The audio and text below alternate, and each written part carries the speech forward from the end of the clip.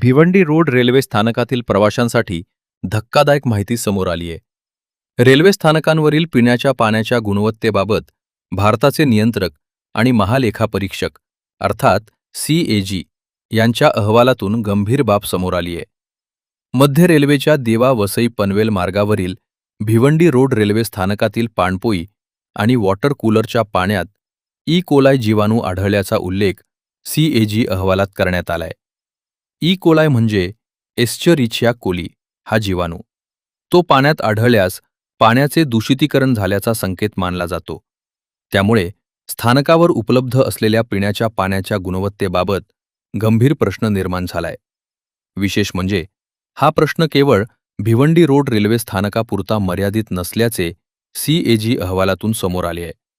मुंबई परिसरातील मुंबई, कल्याण आणि लोणावळा यांसह काही रेल्वे स्थानकांवरील पिण्याच्या पाण्याच्या गुणवत्तेवरही अहवालात प्रश्नचिन्ह उपस्थित करण्यात आले आहे। दररोज हजारो प्रवासी रेल्वेनं प्रवास करत असतात। प्रवासादरम्यान पिण्यासाठी अनेक प्रवासी स्थानकांवरील पाणपोई आणि वॉटर कूलरवर अवलंबून असतात। त्यामुळे या पाण्याच्या गुणवत्तेची नियमित तपासणी आणि स्वच्छता अत्यंत महत्त्वाची ठरते। मात्र भिवंडी रोड स्थानकातील पाण्यात कोलाई जीवाणू आढळल्यानं रेल्वे प्रशासनाच्या पाणी तपासणी व्यवस्थेवरच प्रश्न उपस्थित होत आहेत। पाणपोई आणि वॉटर कूलरची स्वच्छता किती वेळा केली जाते? पाण्याची नियमित तपासणी होते का? आणि तपासणीमध्ये दूषित पाणी आढळल्यानंतर तातडीनं कोणती कारवाई केली जाते? असे अनेक प्रश्न आता समोर आले आहेत।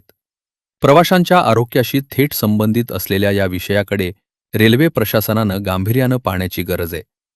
स्थानकांवरील पिण्याच्या पाण्याची नियमित तपासणी, स्वच्छता आणि देखभाल याकडे विशेष लक्ष देण्याची मागणी होऊ शकते।